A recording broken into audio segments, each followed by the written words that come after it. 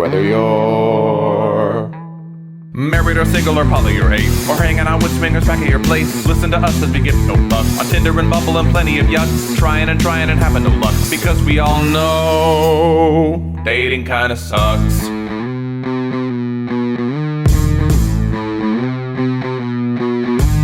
Sarah and Adam are two of a kind. He says stupid shit and she doesn't mind. They're not doing this show to make any buck. Life as a chicken whose feathers they pluck. Why does it work? Well, here is the crux. They both know dating kinda sucks.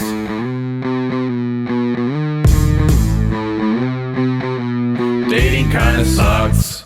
Hi, I'm Adam Heath Avitable. And I'm Sarah. This is the DKS Podcast, a podcast about love, sex, culture, and society. This week, we'll be talking about the recent Bumble Fumble seen across the globe. Enjoy the show. And hello, YouTube. If you're watching, now is the time to subscribe to our channel if you haven't already, and like this video and turn on post notifications so you don't miss a single video or short that we post. So since its beginning, Bumble has tried to differentiate itself from its dating app brethren by being the woman-friendly and woman-empowering app. And while that may have seemed true, one terrible recent ad campaign has burned that all to the ground. But before we get into Bumble's stumble, as always, we'll talk about what's going on in our personal lives, and I'll talk about what to see at Iguazu Falls. We also have a call to our DKS helpline, but we're almost through the backlog and need you, yes, you, to call the hotline at 407-519-0181 and leave us a voicemail right now. Is there a relationship question, a dating issue, or even an interpersonal communication concern that you want some guidance on?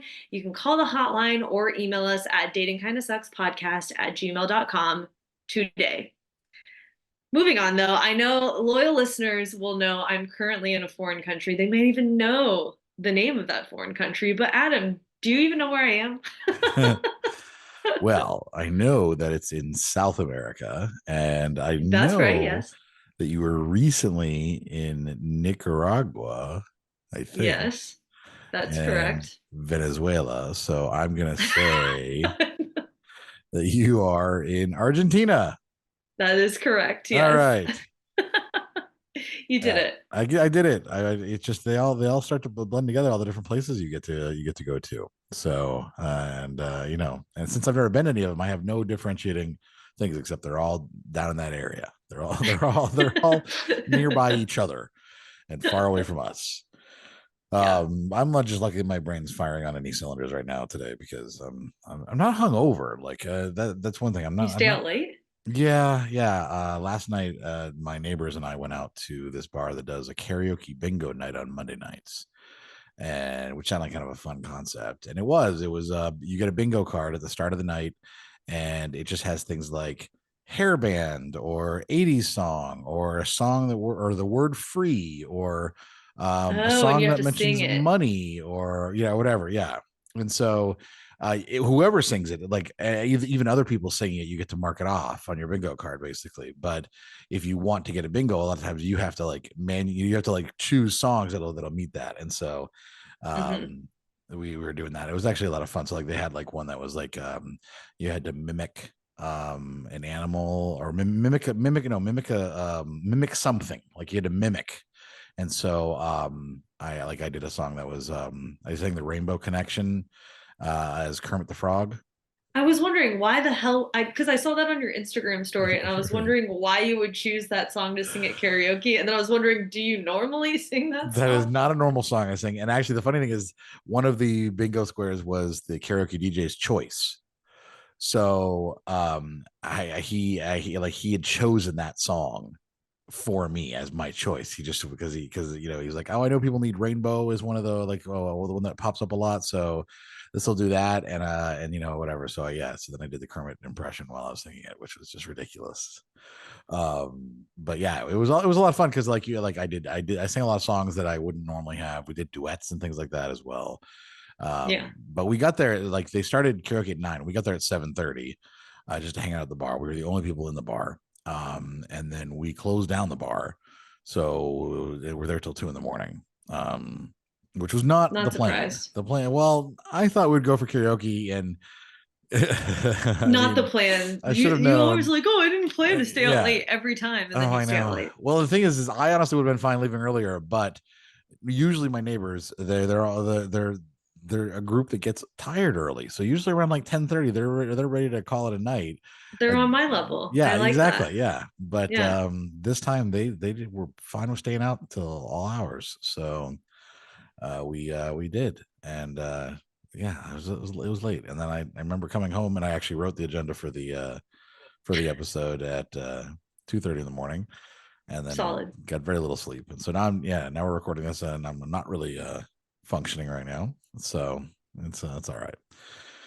But so yes, anyways, that was a lot of fun. I'm looking my neighbors and I, we're a lot of fun. We kind of have fun. My one neighbor's from New York. She just got her very first car. She'd never had a car before. Wow. Because she didn't drive in New York. So she got a driver's license when she what's was the point? younger, but then never drove. And so she had to go take new driving lessons. And then when her car arrived, she asked the other girl and I to come out and meet her at her car I was in the front of the building. We got there and she's like, all right, I want to drive it into the parking garage, but I want everybody in the car with me to help me with this. And so she gets in the car. She says, okay, now which one's the gas again? That was the first thing she said. That's funny. Yeah. And she wasn't joking.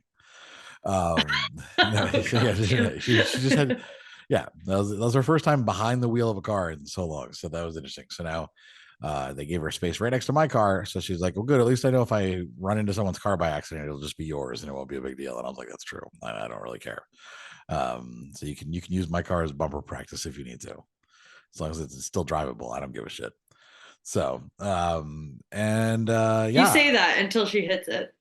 No, I mean, honestly, my car's old. It's, it's like it's a 2012, I think 2015. I don't know. It's almost, it's old. It's got 100,000 miles on it. If someone hit it just a scratch and it was enough for me to total it, that'd be great. And then I'd be able to buy a new car. So, but yeah, it was a lot of fun. And while we were at karaoke, there was very few people at the bar. There was a couple, there was a one woman sitting by herself, and there was us. That was it. Usually there's a lot of regulars that come in, but none of the regulars actually showed up that night for some reason. And the woman sitting by herself says, I know you. You were here back in the day when blah, blah, blah. And I was like, actually, I've only been here for 6 months. So you're thinking of something else. She goes, well, how do I know you? And I'm like trying to go through the different things. And then she's like, do you have Instagram? So I gave her Instagram. She goes, dating kind of sucks. That's what it is. I listened to your podcast. And so that was really cool. So I want to give a shout out to Smash. Who was very very engaging and fun to chat with throughout the night, but we're one of like just a few podcasts that she listens to. Oh, that's so nice. And then the couple was sitting there, and towards the end of the night the guy walks by, and he just gotten married to the woman that he was with, and he walks by and he says, I know you from TikTok. So it was a crazy night. But I'll tell you what, my neighbors thought I was the coolest fucking person on the planet, just because we're at a bar and the other two customers basically were like, we know who you are. And that was cool. Well, I saw an Instagram post that you shared that was saying that you're too famous for when we were recording last episode and they were banging on the window or whatever. Oh yeah, that's right. They posted that you were too famous to hang out with him. Yeah, that's right. Yeah, that's funny. They're my biggest cheerleaders here, which is really they're really cool. It's a good little supportive group of friends that I've developed. While I'm also alienating and making plenty of enemies in our community as well at the same time. On our Slack group. We have for Tulsa Remote, there's a giant Slack group with a bunch of channels, like a buy sell channel and a local things to do, etc. Eating out. There's a bunch of channels, and I subscribe to most of them because there's always interesting things. But the buy sell one, I have notifications turned on because sometimes someone's like selling something. Like I bought a PlayStation 5 for really cheap because someone posted it and I was the first person to reply. He's like, I'm just trying to get rid of it, $200. It usually goes for 500. So like I bought it immediately. Right. And the first one to respond is probably going to get the item too. Exactly. So yeah, I have notifications on for that. And there's this one user who will post like in one day, maybe 30 posts, all with like one item at a time that they're selling. And it gets very obnoxious because my phone will just go off. It's like every 3 minutes she posts something new. And people apparently in the past have suggested that maybe she should put it in one thread, like make one post, and then you can thread it. When you click on the post, and then there's all the comments underneath, and post everything under there. And that way, or compile everything into one like garage sale type post, so you can just look at one post and see everything that she has. And she just kind of like shrugs her, was like, no, I'm not going to do that. And I didn't know this part till later. So I commented when she started posting the other day, and I was like, hey, you can just thread these, right? Or I said, or if you don't like threads, maybe we could just create a whole channel for you that's just like, like your personal garage sale channel. So it has all your stuff. And she's just like, no, I've heard that before. I'm not going to do that. Thanks though. And it was kind of like, it was a little bit rude. Like I was nice. Damn. I was just making a suggestion. Yeah. And then I got attacked by the community, and it was crazy. There was just this handful of people who were like, why are you so toxic? Or, go be controlling somewhere else. And like another guy How is that commented, controlling? I don't know. There was another guy named Adam who commented and said, yeah, I agree with him. Actually, it's very spammy just to get these constant things. And someone else was like, well, maybe the Adams should go start their own, toxic men channel or something like that. Yeah. Jesus. And they don't even know what that means. I know. I was like, well, do you know what? Yeah. Me making a simple suggestion that I was like, you can do this, right? Because I didn't know that she'd been asked multiple times before, by the way, and just rejected everybody's suggestion. I didn't know that. I'm sorry I missed that conversation, but apparently everybody else was just like, no, we want to see all of her individual posts.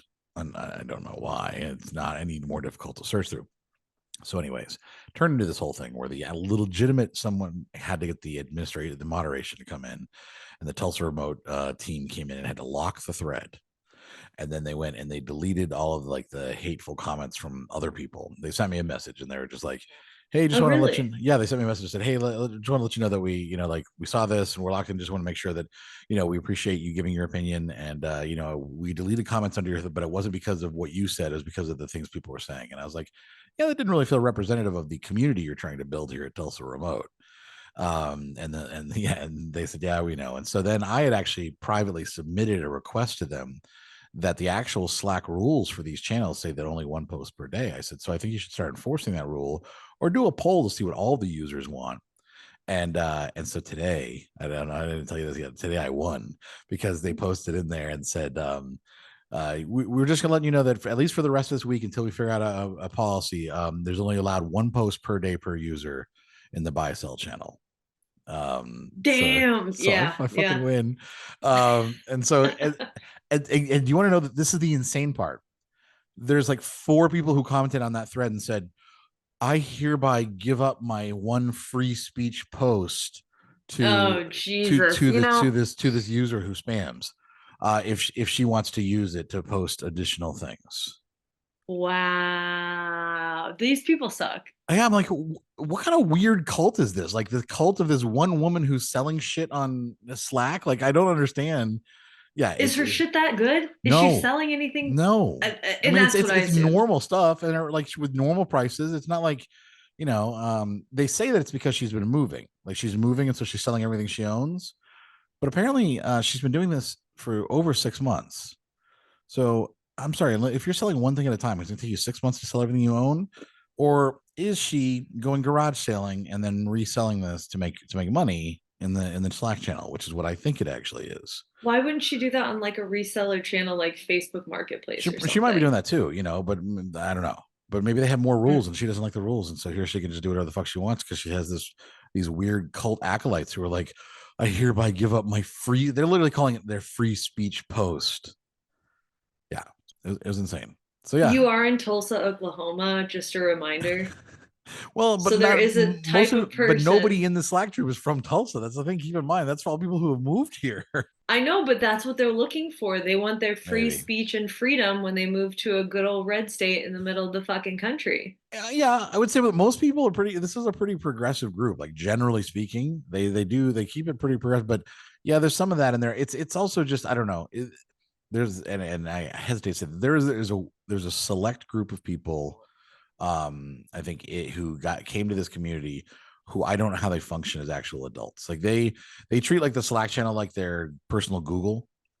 Like, hey, does anybody know a barber? I'm like, that's what Google's for. Like, look up reviews. Like how would you make an adult decision without the Slack channel? Like these are people. That's how people are with Facebook, like Facebook groups though in different areas. They do the same thing. Like, there's some people who I feel like would be just if any user who I feel like would be at home on the Nextdoor app. Like I don't know how they function, and I think sometimes it's just I don't know, it's obnoxious, but I don't know those people, so I'm okay with that. You'll live. I'll live. Anyways, yeah, and so this week's a busy week because I'm trying to get a lot of work done because I have a friend coming in Friday from Orlando. Nice. And yes, downfall is that she doesn't drink. So my normal thing of, hey, let me show you all the cool dive bars in town that I will do when Lisa's here does not really play. But she does like So karaoke and there's things. parks and good Parks. Yeah, restaurants. let me drive by a park and show it to you. Like that's the extent of a park to me. I don't It could understand. be a cool What do park you that has like as what? structures and stuff to look at. I don't Are you know. talking about playgrounds? I don't understand. What structures? Like a statues of things or other things within the park, not a playground. I'm thinking more of a botanical garden or some kind of. I know they have a They really do. good one in Tulsa, so There's a bit. don't Yes, there. bullshit. No, there is a botanical Take garden her to here, so that one. that's one potential thing. There's apparently a good zoo here, and I think you could drive like an hour north, and I think there's buffalo and stuff. So yeah, but that means touristy things, and now I'm gonna have to do touristy things. But That's what happens when people come to visit you and you live yeah, in a city they've I never know. been to. That's what I'm going to do all summer long when all my friends and family visit. Is like, I'm going to go to the fucking Space Needle 3 times this summer because that's what You they didn't want to take do. me to And the that Space Needle when I was there. you don't want to fucking go, That's number true. I have one. no fucking desire. Don't even I pull don't that give a bullshit. shit. Well, I I also know know what like you won't do. You're yeah, that's like, right. Sarah, let's go to a dive bar and take green tea shots. That's what you prefer to do. Yeah, we had a I know great this. time too. We did. Yeah. I'm not discrediting it by any means. I'm just saying it's a different vibe with you. I'm also hoping my friend, she's here to see me, not Tulsa too. So like, I think we'll be able to like, True. spend time and just like catch up and everything. She's only here for like 48 hours. It's a whirlwind trip. So Hmm. luckily, I told her not to expect it to be as action packed as some of her trips. I see her go somewhere for like a short trip and it's like she's every 5 minutes she's at a new location doing something new. And I'm like, that's not going to be this. I don't operate like that. But I'm looking forward to it. I'm looking forward to seeing her. That'll be great. Nice. So what's going on in your world? I In mean, Argenzuela? I'm in Argentina. Yes. I'm based right now in Buenos Aires, and I Mm-hmm. always mispronounce that because I want to just say Buenos Aires, but that's the The uncultured, Americanized way of saying it. yeah, Buenos Aires, yeah. Yeah. I just don't have like the Spanish flair to anything that I say. I I also cannot speak Spanish here at all. I understand Spanish, but just the pronunciation here is very different. Like double R's is a different sound here versus other places. It's not Double like L's. it's not the arre sound or whatever. I don't believe. Oh, no, you know what? It's double L's. Has an Oh, S sound okay. here. Interesting. An S Which sound. really, yeah, listening to it on the subway into town, hearing that was like, wait, did they mispronounce that? And no, that's just how it's pronounced here. So there's little things here and there, but so far it's been good. I Seen a heard you. tango. I heard you speak Spanish at the shop the other day when we were on the phone together. What'd you think? It was poor, piss Yeah, but poor, but that's you okay. weren't you asking to pay or something like that, or you Yeah, I asked for a just told bet? her Yeah, I needed a yeah. bag I needed for a bag. That's what my you asked food for. that I That's good. bought. Yeah, Yeah. yeah. It wasn't bad. You seemed pretty comfortable doing it, so that was good. I mean, I have 7 or 8 phrases I use everywhere I go, and those are the ones I'm like, if it goes outside of that, I'm fucked. So you said you saw a tango? We went to a tango show the first full week I was here, which was really fun. The the culture shock I would say is that everything is open very late and dinner places open at 8 p.m. So they're typically closed from 4 to 7:30, and then they're getting ready for the dinner, which starts at 8. So I've had to adjust when I have lunch, and I start work at 10. So my lunch is now like 2 o'clock in the afternoon. That way I'm not starving by the time places open up for dinner You at gotta eight love a o'clock. country that supports the siesta. Like I really do support that 4 to 7 nap. Yeah. Yeah, that's a genius thing that I wish every country did. Every country should do it. It's great. Yeah. Except for if you're starving at 4 o'clock and there's nothing open, then it's not great. But Are it's are been there any fun. Americanized places open? Like, are there Americanized like I mean, McDonald's and there's a stuff? McDonald's. Yeah, there's Okay, McDonald's. okay. I don't really want to go to McDonald's when I travel though. Yeah, If I'm in some, a pinch, I will. yeah, like a French fry or something. A Just to French fry. tide you over for dinner. Well, I go How's to the grocery store and buy stuff. how's the food? Food is good. They're known for steak, and I don't eat steak, but I didn't realize there was I didn't such know an that. Italian. Really? Yeah. Yeah. So Argentinian steaks are a big thing, and obviously red wine from the Mendoza region of the country. So those are two big things. But I drink wine, but I don't eat the red meat. But there is actually a really strong Italian influence in the city. So I feel like I've been eating a lot of pizza, pasta, just Italian food, which has been really good. But it was funny because I was reading reviews of just people visiting Argentina and they said the food sucked. And I disagree. I've struggled in other places. I don't struggle here. This is totally fine. So That's great. Yeah, can't complain. Or yeah, you can't complain. There's nothing you want to complain about. Can't complain about the food. Now I can't complain about other things. I know where you're going with this because I complained to you earlier, but our Airbnb where we're staying at right now has roaches. And anyone who's been a listener in 2020 knows when my apartment had a roach problem and no one believed me. And then I had to collect all the roaches and give it to the leasing office and say, do you see these 30 fucking roaches in a bag? They're here. That's kind of what we're dealing with at this apartment, but I think we're higher up in the building, so I think it's a building problem, not just this unit problem, because we're on the 13th floor, which is unlucky, but whatever. And and I think it has to be something with just they're climbing up and down the water pipes or whatever. So it's mostly isolated to the kitchen, but we had a guy come through and he said that he didn't see any roaches, so the problem must not exist, which is the same gaslighting bullshit I got back when I lived in Nashville. So now my roommate and I are taking photos of the roaches that we kill, and we talked to them again and said this is unacceptable and we want some kind of discount or something because this is not what we signed up for. We wanted to use the kitchen for cooking, right, and now we just heat up meals with the microwave because we don't really want to cook when there's fucking roaches. So that's been fun. Yeah, I mean, I feel like with Airbnb, they you can lower the price based on the number of occupants, and so you can just say that there's obviously a dozen other occupants living there with you. So you should be only paying a much smaller amount per day, obviously.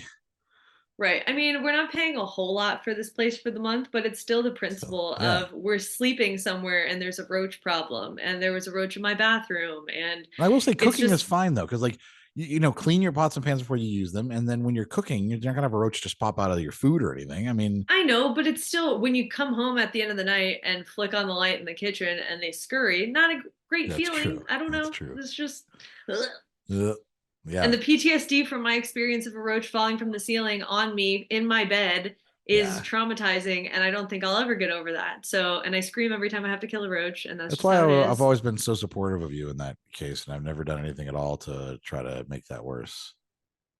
What do you mean? You with the roaches. I've always been so supportive, and never tried to make you. Oh yeah, because you bought me that fucking roach pillow like an asshole. The giant, like it was like a 4-foot size roach pillow. And I immediately threw it away. I was so annoyed that I just got to watch you on video open it. That was the best part, was just watching you open it. That was worth the cost of shipping it to you just to have that. So happen. Stupid. I forgot about that. I always remember that.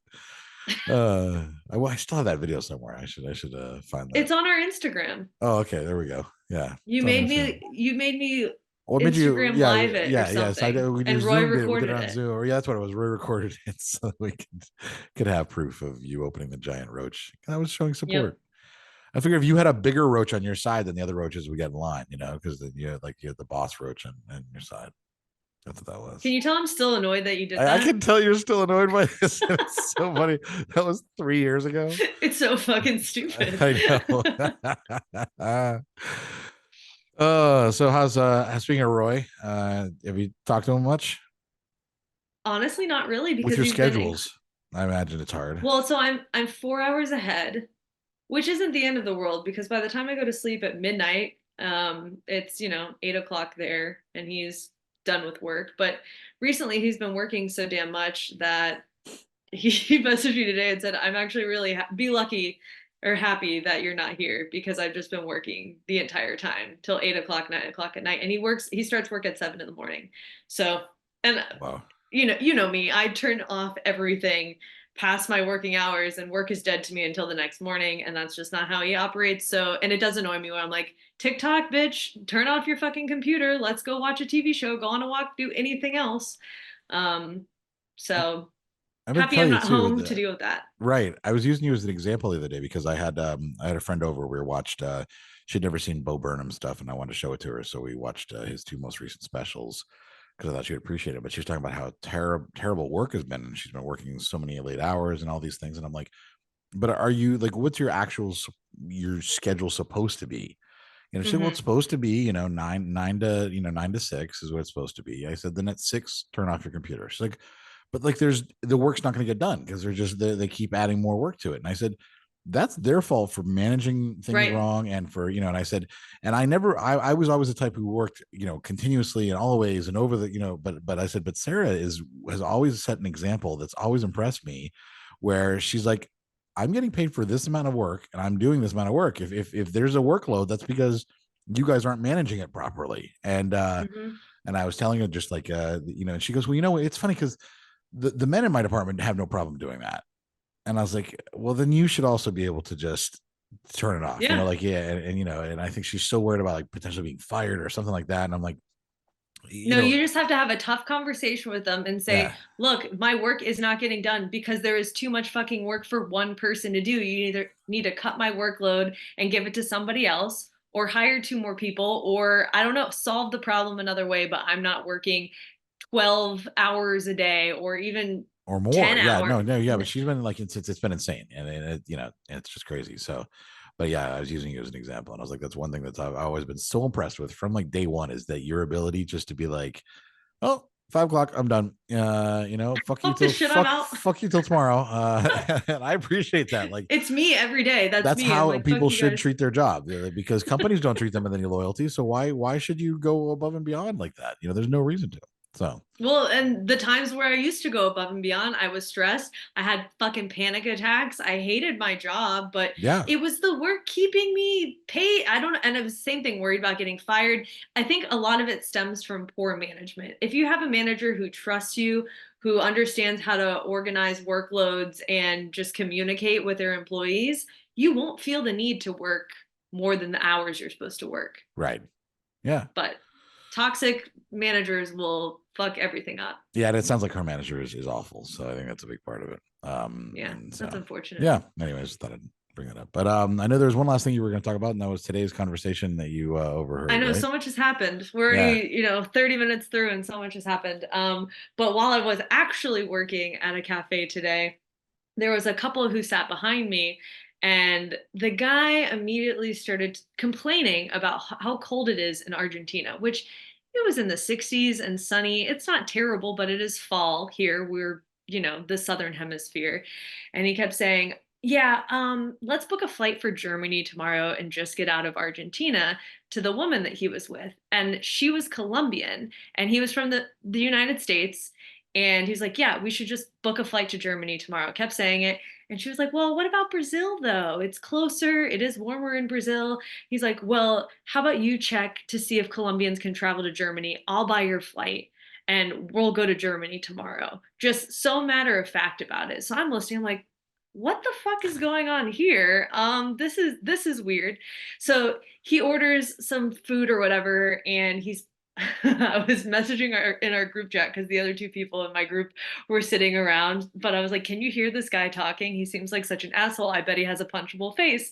And they're like, yeah, he does have a punchable face. I was like, I fucking knew it, but I can't turn around to see what he looks like right now. So apparently they were looking at him and he had some gambling app on his phone. And then he was complaining that his teams aren't doing well and he can't optimize the app to make enough money. He's like, yeah, I just want to make more money. He said it a handful of times. And every time he would talk to the woman, who is obviously she was speaking Spanish, he would speak to her in Spanish. She would respond back in Spanish. And then he would go, what, to the point where she had to respond in English. And then they would have a conversation in English. And then 2 seconds later, he would speak to her again in Spanish, do the what thing again. And she would respond to him in English. It was really fucking bizarre. And then just the way he was eating his food, I guess he got a coffee or latte or whatever and like put his finger and ran his finger around the rim and then like licked it. I don't know. Jesus. It's just like, but the conversation itself was just the audacity of him telling her, well, I'll pay for it. we'll all figure it out. Well, you figure out if Colombians can even travel to Germany. And then he's like, well, we can't be in Germany too long because I have to go back to the United States before I figure out the rest of my travel plans. And just kind of talking down to her the entire time. And I Right. didn't like the vibe. And immediately I knew he was a passport bro. Yeah. Yeah. You should have called him one. You I should mean, have been what like, was I? any passport bros in here? I don't like those awkward confrontations though. I just had, I'm typing, I doing do. work, but I have my ear to the back wall where he's Right. sitting, trying to hear everything he says, and just his vibe and his tone was just such a dick. Yeah, Yeah. I could just tell he was a dick. It sounds like it. Oh, Jesus. Yeah. Yeah. On our passport bros video on YouTube, the commenters have proven exactly who they are. Like they're always like, "You've got it all wrong," and then they go and state exactly Sure. what we say, which is so funny. I'm like, yeah, thanks for proving our point there, dipshit.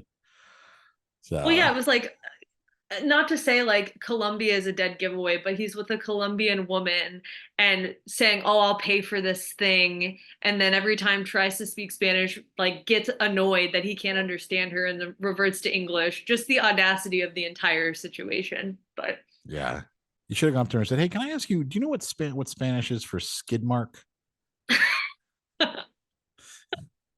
It's my new insult for people, skid mark. By the way, dude, that's pretty good. I like that. Just call him a skid mark. Yeah, and without saying anything else, just as she says, "Oh, thank you. I was just wondering," and it had nothing, just a relation to something I overheard, just made me think of that.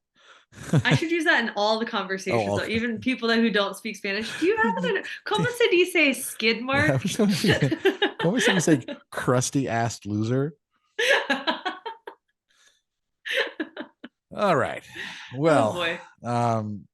Let's go ahead and take a quick break. When we come back, we do have a call from our DKS hotline. While there is a break going, that would be a perfect time, actually, for you to call the hotline at 407-519-0181 and leave a voicemail with something you're wondering. Something relating to dating, relationships, like anything, just how we feel about the Drake Kendrick diss tracks. That. Oh my God. What are you whatever. I'm just Adam, saying. since when would you ever bring up a Drake and Kendrick anything? Everybody you don't keeps even listen talking. to I know everybody keeps talking about what? it to me. Like it's all like random people are like, it's everywhere, and it's annoying me. But so if you want to hear how I actually feel about it, you can ask. But no, let's talk about Macklemore's song instead. There we go. Yes, Macklemore's let's talk about song. Macklemore's Hins Hall song instead. And who knew that he actually had some talent in him?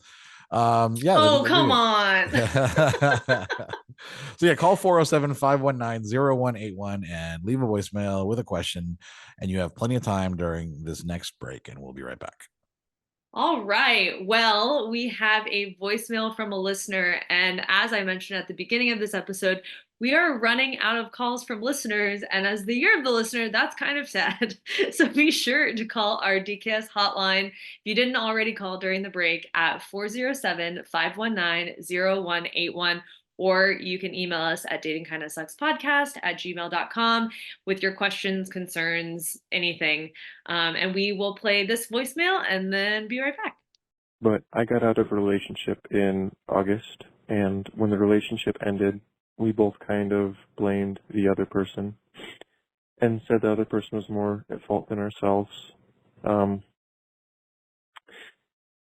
She said I was completely at fault and she was completely innocent, and I felt like I was somewhat at fault, but she was much more at fault. And that was the first time that I really started to think that maybe she didn't have the best judgment and I couldn't trust her anymore. And everyone that I explained the situation to agreed with me, but they were my friends and family and much more likely to agree with me. And I texted her therapist, and her therapist didn't take sides, but her therapist said that I definitely wasn't delusional. And I guess it's just hard to figure that out myself and look at it clearly, because one of us clearly wasn't seeing the situation correctly, and how do I know that's not me? And There was a scenario early in the relationship where she was yelling at me, and I was driving, and I had a total meltdown, and I parked the car and ran away. And she wouldn't really talk about the situation afterwards, and I really felt like I needed to. She wouldn't admit any fault in it, and that was hard, but it was just a bump in the relationship, and I felt like we somewhat got over it. But about a year later, same sort of thing is going on. She's yelling at me at the top of her lungs, and I ask her, let's please have this conversation at a normal level, and she wouldn't do that. And this time when I had a meltdown, instead of running away, I had that in my head, don't run away, and I punched a very large hole in the wall and screamed at her at the top of my lungs. And I was ultimately the end of the relationship.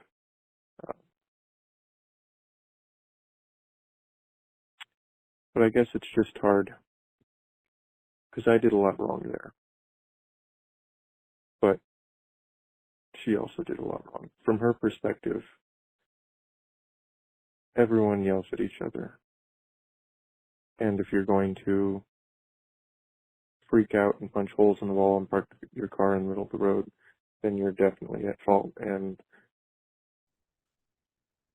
All right. Well, this is an interesting It's a one. lot. Yeah, it's a lot. This is a lot. I'm gonna try to tread carefully here because I don't know the whole situation. I'm going to take you at your word that your ex-girlfriend acted in the way that you said she did. Because I don't necessarily know, how much of it is true or not. I'm going to say that, let's just say it's true.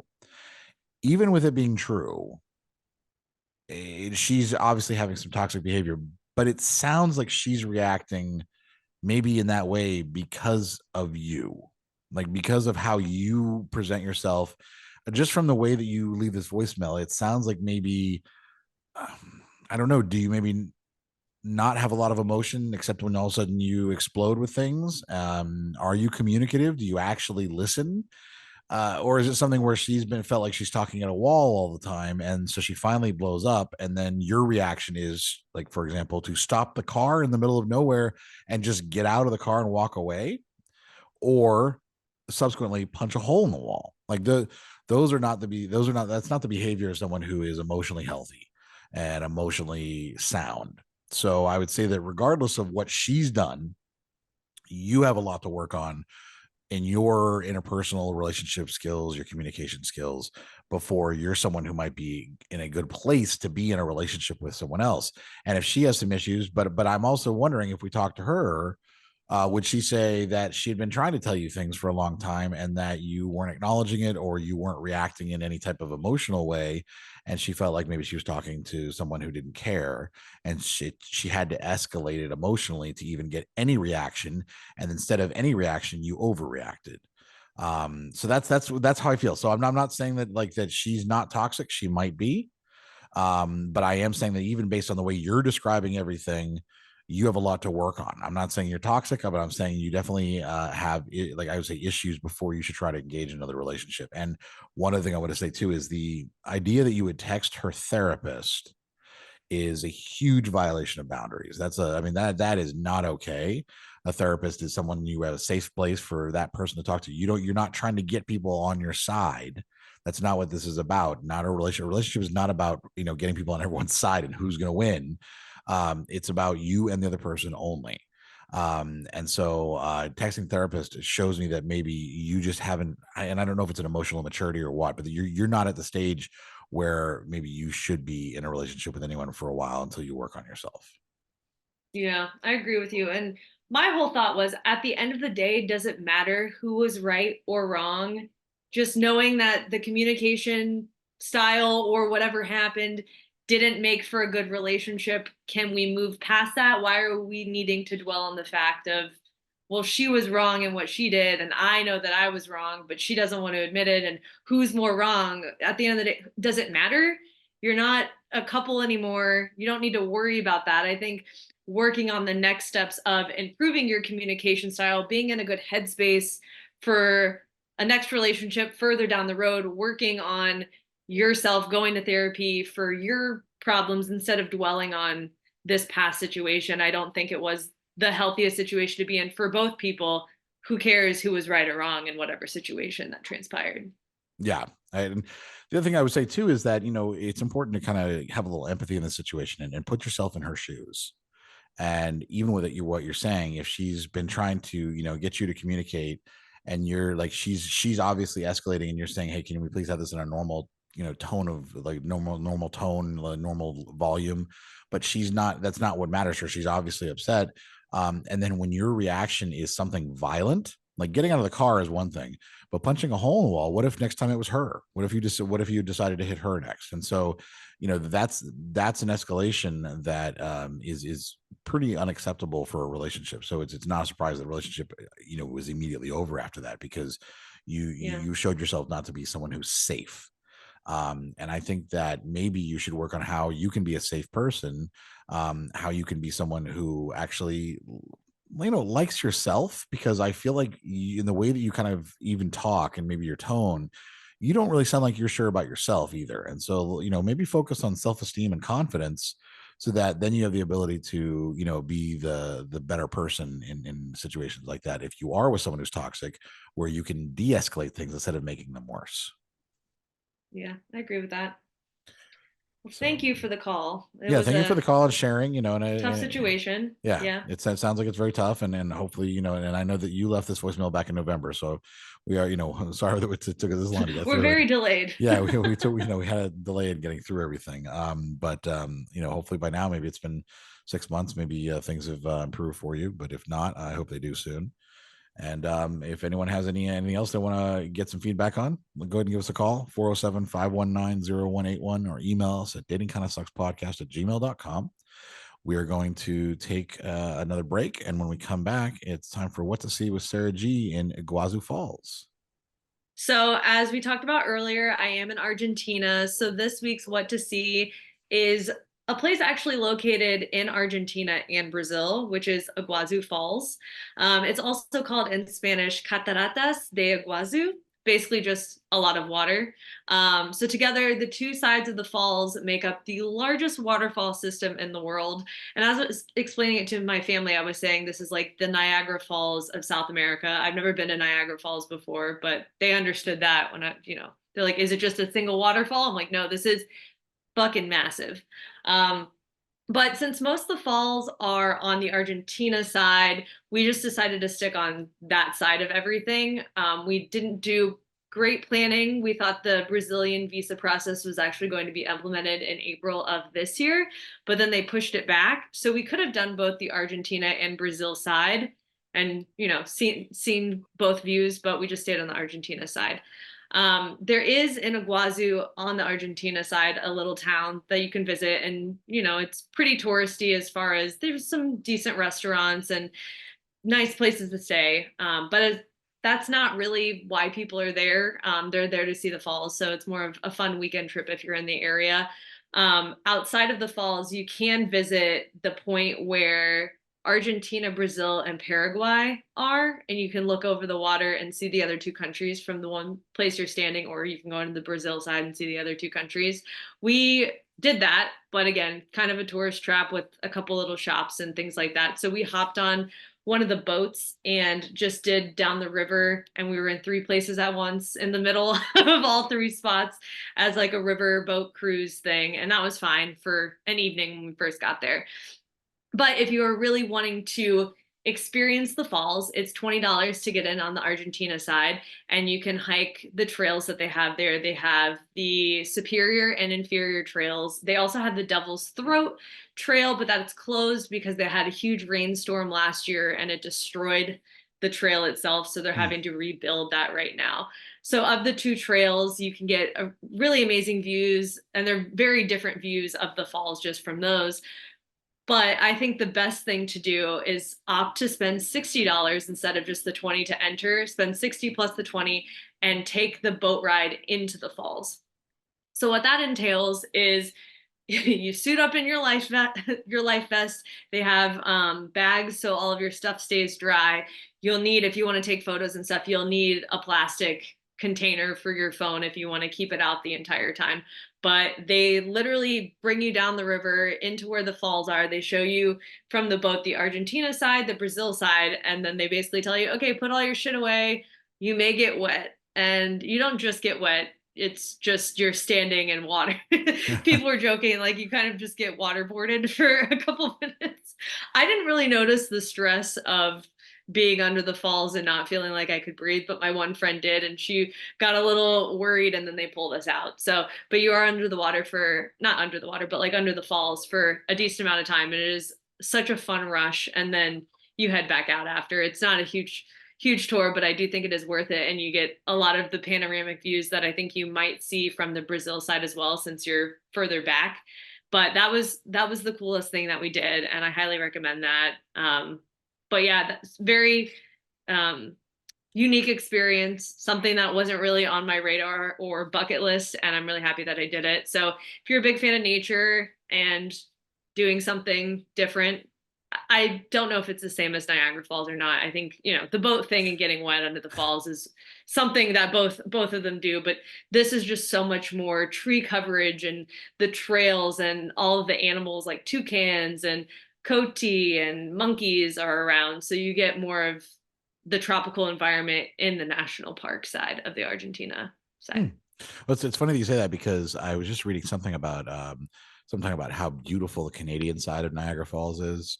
And it's compared to the US side. Yeah, like in the Canadian side is all like they have like the little shops, and it's a whole event, and it's a whole this big thing. And then Buffalo has just fucked it up so much that it's a rat hole, and it's just literally just it's just nothing worth it. And so like the thing to go see, I mean, obviously the falls, you can still see the falls, but they haven't made it into a thing, whereas like Canada's managed to make it into like an actual like event worth going to. Yeah. So does anybody go over these falls in barrels? Nobody. I mean, you'll die. Yeah, I mean, that's what Would you die in Niagara too? Yeah. But people survived. Really? Yeah, they would go over because there's no rocks. I don't think there's rocks right at the bottom.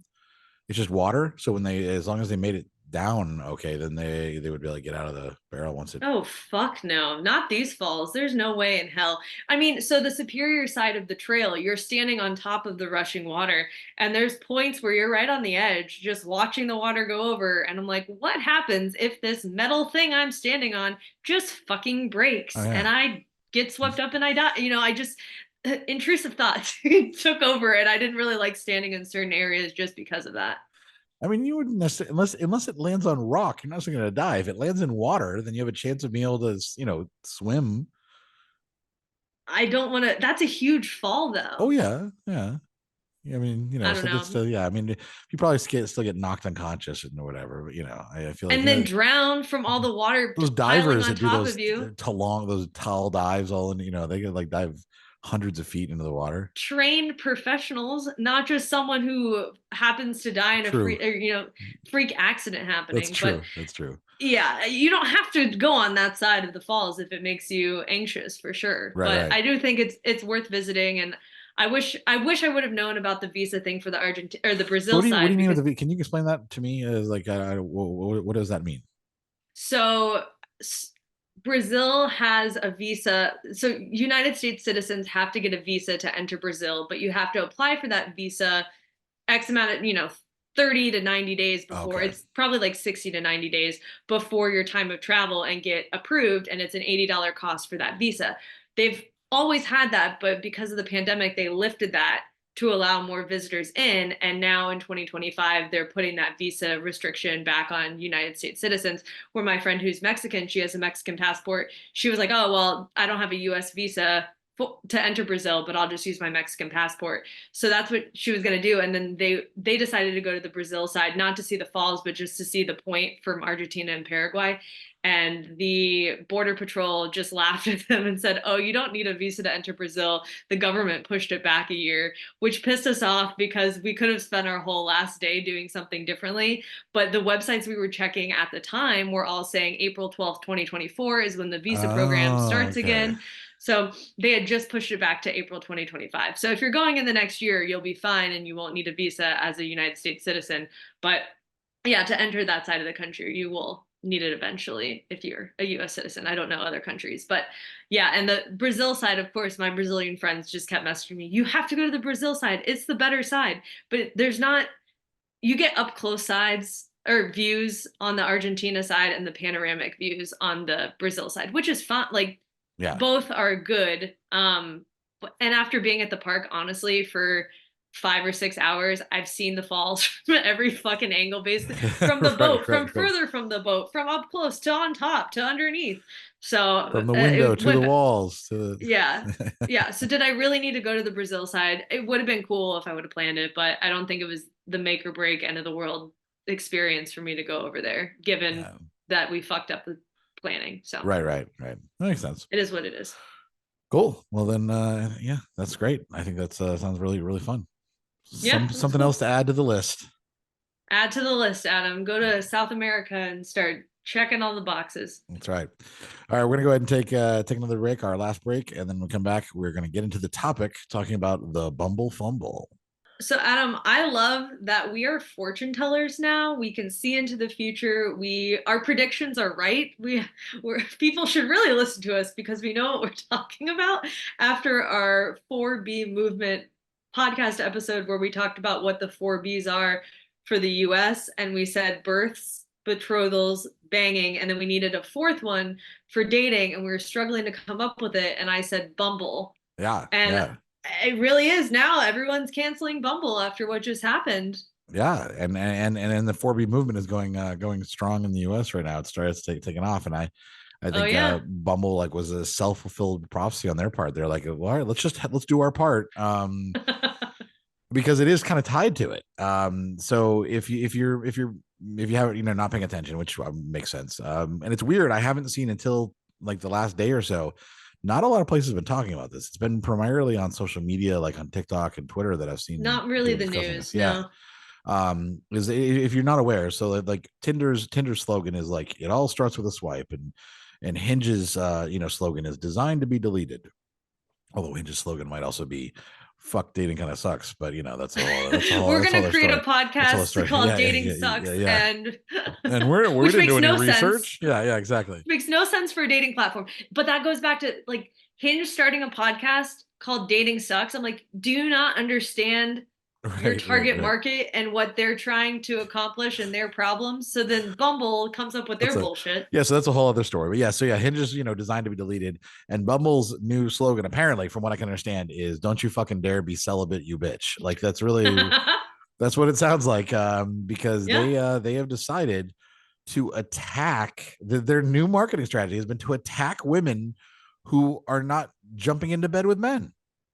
Yeah. Well, and all of a sudden they went from women make the first move to, let's attack women for wanting to be celibate and not be with men in general. Yeah. It's like, women, it's your move, and that move better be jumping on that dick is what they're saying, basically. Right. So for those of you who haven't seen the advertising billboards that went viral, they placed a handful of billboards in LA, I believe. And the copy was something like this. These are 3 of the options they had. A vow of celibacy is not the answer. And next to that copy is a photo of 2 people in bed. Then there was another one that said, full well, a vow of celibacy is not the answer. Which, I don't know about you, but that sounds like it was written by a man. Oh, that was definitely written by a man. Full well. Yeah, full well. Yeah, exactly. And then that also had a picture of a woman with it as well. So it was a picture of a woman. Right. Woman. Yeah. She had sunglasses, I believe, in the image. And then the other one is, thou shalt not give up on dating and become a nun. Yep. Which that one really fucked. The other 2 were like, what the fuck? And then that one, I'm like, really? We're going to criticize people? I mean, people joke about that. I'm going to give up dating and become a nun, but we're going to shame people for wanting to just not date and go their own way. So it tells me that Bumble is so out of touch with what women are actually going through in the dating world that they thought this was clever and funny. They're like, I mean, I that's the only thing that they're so far out of touch. They have no concept of what women are actually going through. From a marketing perspective, here's how I think it went down. I think they did some market research and found out that women aren't having sex as much with men, which we knew, right? Yeah, we did a And they're whole like, episode okay, on how how can we? new generations or the newest generation is less sexual. Yeah. Right. So they did some kind of market research on that end, and then they hired some agency or some copywriting team to come up with this concept, and they paid somebody to do this.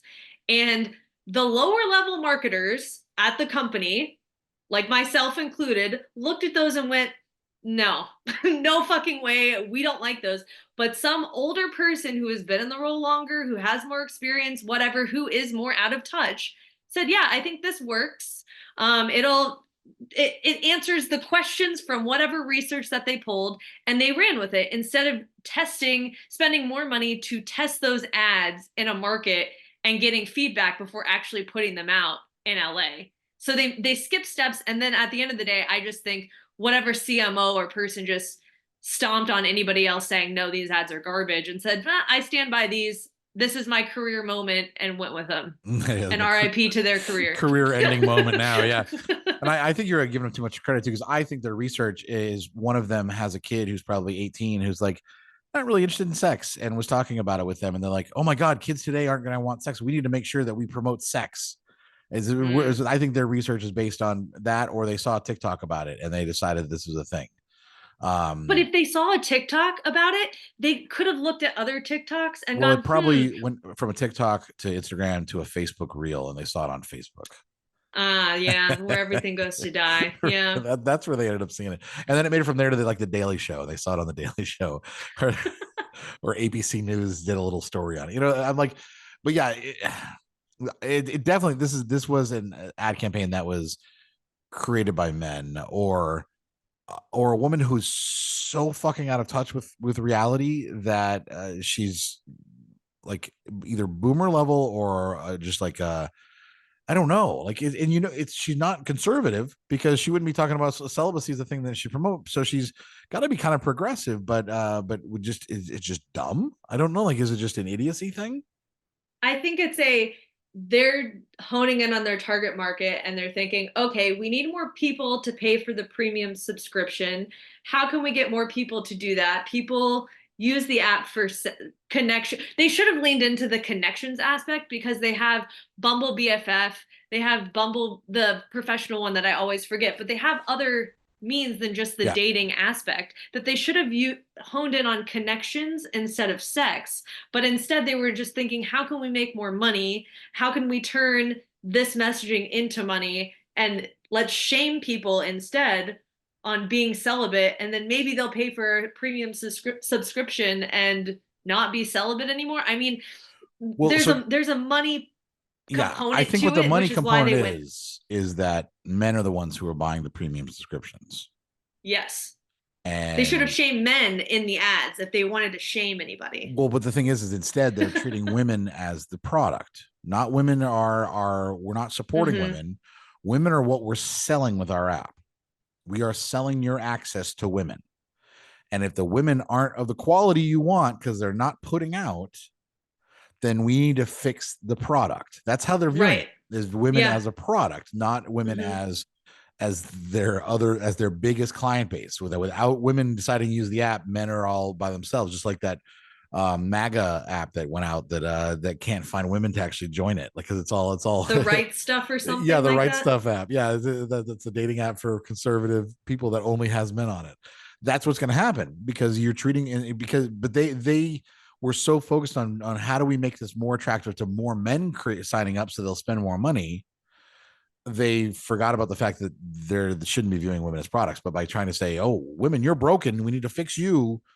You need to put out more so that more men will do that. It's like a woman. That's like someone being like, well, how are you going to get a boyfriend if you don't dress nice when you go out? Like, that's literally the same type of thing, like, yeah. Or if you use that type of language, you're never going to find a husband. I mean, that's really what this is. Mm-hmm. And I saw a TikTok of someone saying that dating apps are basically modern day pimps, which I have never thought about before. And then you mentioned it, but it is kind of true that they are just trying to solicit you to men to form whatever the man wants. It's kind of fucked when you think about it in that way, instead of just meeting people organically and forming actual connections than just everything being based on sex. Right. Well, and I think that, you have some notes in here that I think you saw from a TikTok creator that other ads they should have tried. Thou shall not lie about your height. Celibacy is the answer. Full well you're not 6 feet tall. Like those like, and here's the thing is, if they did something like that, do you know how much outrage there'd be? That would be on every Fox News. Because it criticizes men. Because how dare you say anything negative about men? And men would do a boycott of Bumble, which they wouldn't actually do because they need the dating apps, but like they would pretend to do one. And so like the fact that they didn't even think about something like that, but they're like, let's just attack women. Let's just tell women to start sleeping around, when women are right now just deciding that they don't want to, like, they're trying to be more mindful in their choices, mindful in their dating, mindful in their partners. And Bumble's like, fuck mindfulness, go get laid. Just like, fuck something. They're like, well, this is going to be a dated reference, but Rodney Dangerfield in Back to School, where he's like, we're all going to get laid, and then like plays music. Like, that's really what it is. Do you have any idea what I'm talking about?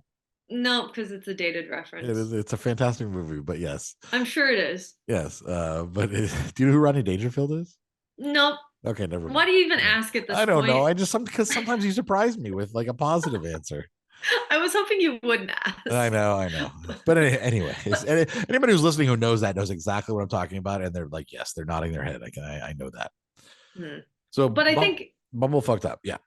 Yeah, and I think dating apps in general, though, are all fucked, because we even talked about, has dating changed after the pandemic? And the resounding answer was, yeah, it fucking has. People don't want to be on the apps anymore. So Match Group, that owns literally all of the fucking dating apps, is struggling right now, and they're grasping for straws, trying to figure out ways to engage people and pay for premium subscriptions, and people don't want it anymore. I mean, for example, Bumble. So Whitney, who was the founder and CEO of Bumble, is now on the executive board. So they have a new CEO come into play. They're doing this whole big rebrand because they need more money. They laid off 30% of their staff. They're obviously struggling and having issues, and this is not helping the situation at all. And It's just, it makes it so much easier for the modern day dater, I would say, to just say, fuck all of these at the end of the day, because you just want my money. You don't actually give a shit about making connections, or because I think when these apps were introduced, especially Bumble, was focusing on the value that women have, the say women have in their own dating experience or adventure or whatever, that they get to make the first move, that they get to call the shots, that it's not a man's world. And now they're rolling it back saying, actually, we need you to get along with men so that we can make money. So figure it out. Yeah. They've also introduced, and you wouldn't know this actually because you don't use Bumble anymore. They introduced a new thing where now you can create a prompt as a man, so that you can actually have like almost a question ahead of time, so that they don't have to message first. Oh, really? Yeah. And so it's still a woman's choice to message first, but you can create prompts now so that like you're like have a pre-designed question, so that like it's not taking back the power as much. And there's other things you can do now where you can actually pay extra to, when you swipe on somebody, to send them a message ahead of time, even against what they don't. Well, if a woman doesn't want to hear from you, but you can still do that now. And it is, so I would say, Bumble spent all this time and all this money in developing like an AI thing that if a guy sent you a dick pic, it's like, we think this might be an inappropriate photo. They can scan the photo and know that it might be inappropriate and let you know ahead of time. Rather than telling him, hey, is this a picture of your dick? Don't do that, dude. I love it. Like they're just telling women, hey, this might be something you don't want to see. But anyways, regardless of that, they spend all the time with that. But their biggest problem, the biggest problem of every dating app is, I feel like men have no social etiquette and aren't being held responsible for their actual actions on dating apps. Like, because it doesn't ever trickle into their professional lives, their personal lives. They can do whatever the fuck they want on the internet with zero very little repercussions, unless someone really goes to town, tracking them down or whatever. And then for men, the alternative that I see too is there's a lot of spam and there's a lot of fake accounts. And their end games are always kind of confusing because I'm like, I don't know that they I don't know how many people they actually trick with this, but it's this is funny. I've been trying to work on this actually on stage. So I forgot how I do this as a bit, but it used to be that if you saw someone who was like insanely hot on any dating app, who had no profile, and all their photos like model shots, you're like, okay, it's a spam bot, it's not worth it. And you could swipe right and you'd immediately get a match somehow, and then they would immediately say, oh hi, blah blah blah, what is your name, what is your location, I would love to move to WhatsApp if you want to talk, but now they're doing it with like just mid people. People. So not supermodel. So just people that are just like normal, average looking people that have that are not like overwhelmingly like you just don't think like objectively, oh, that person's hot. They just seem like a nice person or whatever. And you swipe on it and you get a match, and it takes a few minutes because they've gotten smarter and they're realizing that everybody knows. So now they're just like, let's just take average people and just have average people be the spammer. So that's a whole other issue they have to work with. And I think if dating apps made it required more authentication, and had more accountability for users, but then once again, you wouldn't have men creating multiple accounts every time they get banned and spending money on it. But yeah, it's funny because you sent me the first TikTok from this. I want to say today's Monday. Say Friday. It was Thursday or Friday, over right? The weekend. Yeah. And so over the weekend is it like this is kind of blown up. So we're actually getting, I think we're kind of on this on a timely manner, unlike our like bear one and our and the Barbie episode we did, which was like 2 weeks later. But right. But it's funny. So I think just yesterday, Bumble came out with an apology. Oh yeah, they did, and they posted it on their Instagram. I will say too, before we get into the apology, everyone on TikTok was spamming the shit out of their comments on social media that they were reducing the comments that were being shown, or just like turning comments off on posts so that they weren't people saying, well, fuck you and your celibacy or whatever. And I was seeing it show up on LinkedIn too. So it didn't look like they had taken much off of LinkedIn, versus TikTok was completely, you couldn't put a comment on there. But they posted their apology on Instagram in a couple of slide images. And this is just the first part of their apology. And then I'll kind of paraphrase their next steps. But they start off by saying, we made a mistake. So at least they own that they made the mistake. Our ads referencing celibacy were an attempt to lean into a community frustrated by modern dating, and instead of bringing joy and humor, we unintentionally did the opposite. Okay? Some of the perspectives we heard were from those who shared that celibacy is the only answer when reproductive rights are continuously restricted, from others for whom celibacy is a choice, one that we respect, and from the asexual community for whom celibacy can have a particular meaning and importance which should not be diminished. We are also aware that for many, celibacy may be brought on by harm or trauma. And then they go on to what they're doing next, which is making a donation to the National Domestic Violence Hotline and other organizations. And they are, for the billboard space that they've already paid for, they're offering those partners and organizations the chance to display their ad of choice for the duration of their reserved billboard time. So that is their apology. Some people, PR people, I think it's a pretty solid apology. Other people are saying, well, you did what you did. Fuck you. Someone obviously got fired, and I'm deleting the app now. Yeah, it's a pretty big fuck up is what it is. It's not, But it took the weekend too. That was the other thing. So all this controversy started, I really want to say Friday is when a lot of, whenever they launched the ads, the weekend it blew up, and then Monday afternoon they released this. So they all got back into the office on Monday and realized they needed PR behind this immediately. Yeah. It just blows my mind to really be so out of touch with, for example, reproductive rights in the United States. And why women might not want to have sex, why women might not want to even risk the potential of getting pregnant, because even men are saying, well, if you don't want to get pregnant, don't have sex. And so like men are saying this, so okay, fine. And then we're like, well, no, we didn't mean it like that, basically.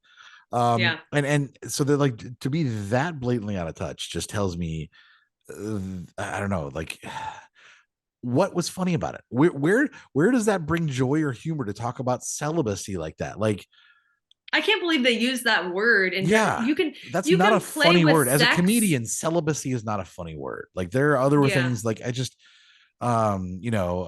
chastity is a funnier word. If you're gonna say it, I would say chastity. It's a funnier word. Like let chastity be your friend, not your command or something like that. It's got a little more humor in it. Be chaste, not chaste. CHASED, not Yeah. CHASTE. Like if you were gonna do something like that's a little funnier. Like that, and I can see maybe humor, but there's no humor in just saying full well a vow of celibacy is not the answer. There's no humor there. I don't understand. Like, where was the bringing joy? Like, where's the fucking joy in that? Also, if you received a text message from a man with any of that ad copy, immediate block. Are you fucking kidding? Exactly. It doesn't.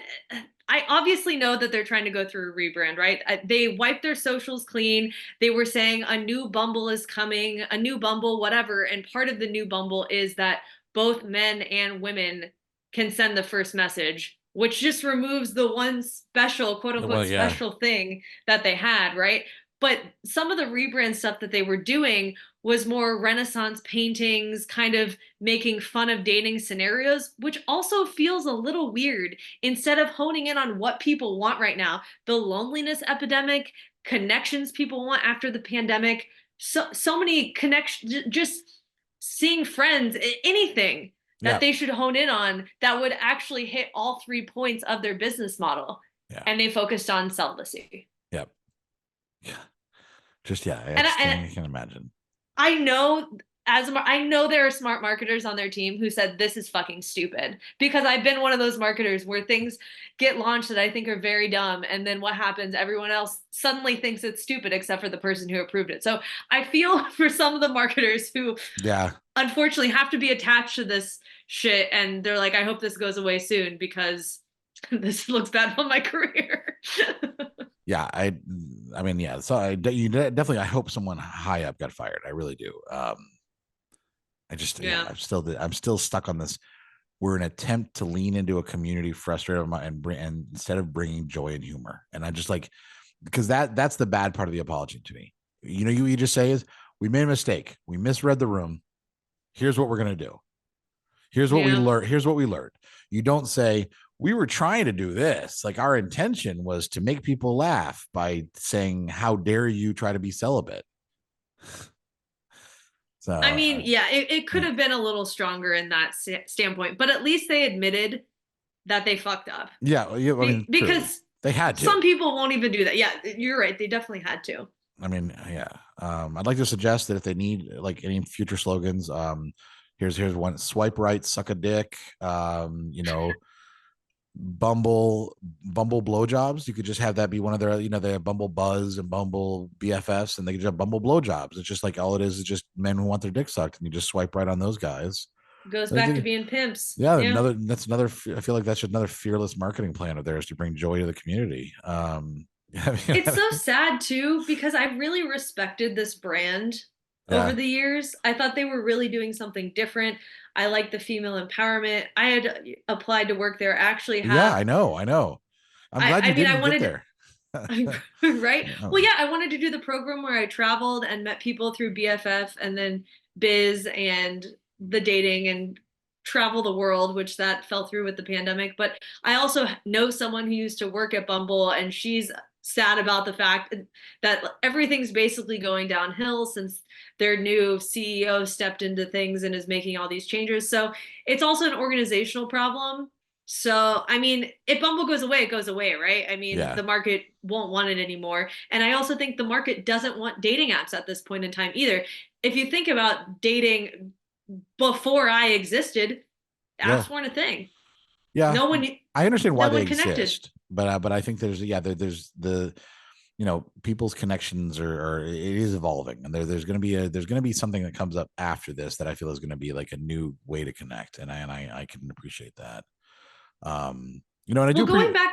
Oh, good. Sorry. I was going to say, going back to connections, they could have spent the money on a campaign, and instead of paying for billboards and stupid ad copy, they could have done pop-up events in all their major Oh, yeah. cities and had people invite people from the app to whatever free event to connect with the locals in your area for BFF biz and dating, and build people to really like the app from that experience, and do a weekend thing of Friday, Saturday, Sunday. There's a different thing going on, and host events. It would be a huge undertaking, but I think it would be more successful, and it would hit the points of what people want right now, is to meet in person, is to form real connections instead of just sit behind a screen.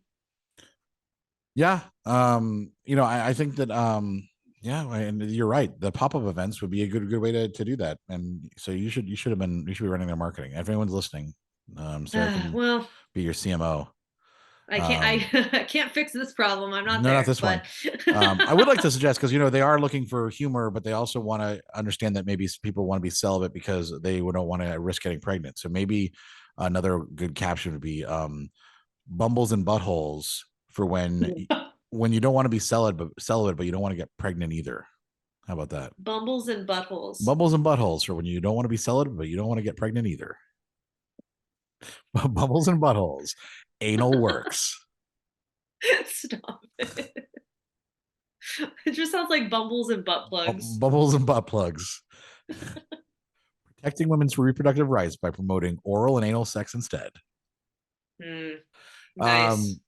So yeah. So am I gonna stop using Bumble? I don't. I'm not really that happy with it right now. It sucks too, because I really like BFF. I mean, I don't love it for meeting people, don't get me wrong, but yeah, I did meet a couple of cool people through Bumble BFF, and now I have a crew in Seattle. So I do cool. think that it still holds value, but what else, I'm not going to turn to it at this point in time. They need to figure their shit out. Yeah, no, it needs another rebrand. Mm-hmm. If this was their rebrand, this was the whole big thing that they've been like trying to talk about. Like, they just dropped the ball so badly. Yeah. That they might as well just call themselves Tinder again. They basically are. Yeah, they really are. What's the market value of you versus Tinder versus Hinge at this point? Hinge isn't designed to be deleted. They want you to keep paying and pay for roses or whatever the fuck, so you get the more desirable people or whatever the fuck people are saying about the app. And then Tinder is just a cesspool of literally everybody. And then Bumble was supposed to be more for women and feel better for women to be on, and that's not the case either. So they're all the same. I think, yes, Bumble donating to organizations is a good first step, but I also think they should support legislation that helps protect women's rights. The organizations are great, but what are you lobbying for? Yeah. How about Bumble birth control? Like that, there you go. You say like, oh, we should focus on women's productive rights. What the fuck are you doing in the state of Texas when you're located in Austin, Texas as your headquarters? Yeah. Are you working with the Texas government? They have influence. Yeah. I mean, Whitney's husband is she was a billionaire because of the stock, but now the stock's gone down. So like, oh, boohoo, she's not a billionaire anymore. But there's power and influence there, and you could be doing something more than just saying, women, you should fuck men. Yeah. Because this shit is actually turning into Handmaid's Tale. Yeah. Slowly but surely. Senators are saying things and introducing bills of, we should track pregnancy apps. We should do this. Bumble saying we should fuck men more and remove birth control. I mean, it's all leading in a terrible direction from every side. Yeah. Yeah, no, I agree. They should think that they could have done a lot of things. They should have listened to those communities before having to donate to them. Hell, they could have like this is just a Bumble Plan B. Like it's just essentially like a DoorDash version of that. Bumble connects with someone that if you need it, you can get it sent to you wherever you are. Something like that. That's a way to support women and promote having sex too at the same time. That would have been a better idea. Yeah, I'm just saying that there's so many other ideas. But this was produced in a vacuum by someone who thought they knew more, and they didn't do the research, and it shows. By some man with all the audacity. We just know that has to be. Has to be. It has to be. Or they hired a man for this, and he had the audacity, and they're like, well, we already paid him. We need to go through it. And that's part of it too, it's a sunk cost at this point. Like, Yeah. We should still use it though. It's like, no, just give up and do something else. Ugh. This is why I hate corporate America and I turn off my computer at 5 o'clock Right. because because of stupid shit like this, where even if you're really skilled at your job and you know what you're doing, someone higher up who has the salary and ego of what Elon Musk will make a call that's really fucking stupid and you can't do anything about it. Yeah, absolutely. Marketing fails. Yeah. It pisses me off. I love marketing, but this is woof. Anyways. Well, I think I have nothing else to add. Do you? What else are we gonna do? No, I mean, I could keep ranting, but there's really no point at this point. At this point. Yeah, I know. Like we just this is it. Let Bumble know how you feel. Delete the app if you want to. At least I don't know how much I'm gonna keep using. Add it to the 4B movement. No That's Bumble right. now. That's right. No. What were they? It was births, betrothals, banging, and Bumble. Yep. Well, Yeah. we were already not banging according to Bumble, according so let's to Bumble, just get that rid was of Bumble. already an issue. Yeah. Yeah. All right. Well, we're not going to say that. I'm going to say this though. Full well that you should write us a review for Dating Kind of Sucks, but it sounds so harsh to say that, right? Full well is like saying it with your chest. Yeah, What? that's like the old person talk too. Like full well. That's like nobody says that. Like that's not even natural language right now. All right, Bumble fucked up. We've called it out. We've talked about it. We're on. We're annoyed. We're fortune tellers. We're both annoyed. So what do you think about it? How about that? You can tell us how you feel. You can call us at the DKS hotline 407-519-0181 or shoot us an email at datingkindofsuckspodcast@gmail.com or join our Facebook group, facebook.com/group/DKS podcast, where yesterday I accidentally approved a post that was this guy that got in. He answered all the questions properly, but then he wrote some really nasty anonymous post about women that I approved by accident. And then when everyone started commenting on it, then I outed who it was because of course he was anonymous, and then booted him from the group. And he kept trying to sign it, kept trying to join the group again under his name, and then like apparently his wife's name or something, like his wife's account, which I was like, oh, so you're not even what a sleazy douchebag. But anyways, what was the post? Oh man, it was like here's my message to 55 to women older than 55. He's an older guy. And it was also like, your knees and elbows are pretty fucking ugly. It was just like shit like that. But anyways, yeah. So our group has some drama sometimes. So it's worth joining. That's facebook.com/group/DKS podcast. And for as little as $5 a month, you can join our Patreon at patreon.com/DKS podcast. Adam and I will rant more about things going on like this topic or other things on there whenever we get a chance to record a little Patreon episode. Yep. And if you're not listening, if you're listening to this but not watching this, you can watch it on YouTube at youtube.com/datingkindofsucks. And even if you just have a YouTube channel and you want to subscribe, that'd be great. Our numbers slowly grow. We're close to 1,000. Close to 1,000 subscribers, which is pretty badass for YouTube, since we only only post these. Yeah, we post these, and then I post shorts that incite the incels of YouTube. And of course, you can join us on Instagram at Dating Kind of Sucks. We both have our individual Instagrams where we post things. And our TikToks at Adam Heath and at @SimplySarahG_. And again, full well that you should give us a 5-star rating and review on iTunes. If you haven't already, follow us on Spotify and rate us on Spotify, because I think the incels have found our Spotify account as well and have been dragging that shit down as well. Oh, I believe it. I absolutely believe that happens. Oh, yeah. I haven't looked at the numbers. Do they do that? Something has it been bombed a little bit? Well, we used to be a 4.5 star rated podcast, and now we're just a 4. Oh yeah, wow, they have been attacking it. Yeah, so we need your help. Go rate us on Spotify. But yeah, with that, we will be back in 2 weeks. In 2 weeks, yeah, in 2 weeks, maybe. Okay, we should be. Are you back from Argenzuela by then? Argenzuela, it'll be right after Memorial Day, so no, I'll still be in Argentina. Okay. When we record next too. Okay. Yeah. Well then, yeah, we'll be back in 2 weeks with a brand new episode. So thanks for listening. Until next time.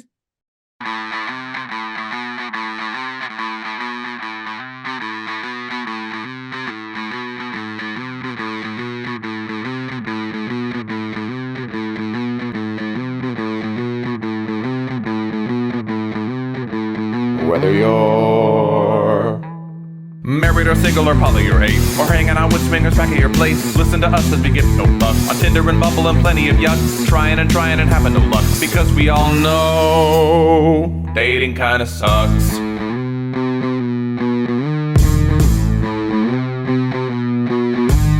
Sarah and Adam are two of a kind. He says stupid shit and she doesn't mind. They're not doing this show to make any buck. Life as a chicken whose feathers they pluck. Why does it work? Well, here is the crux. They both know dating kinda sucks.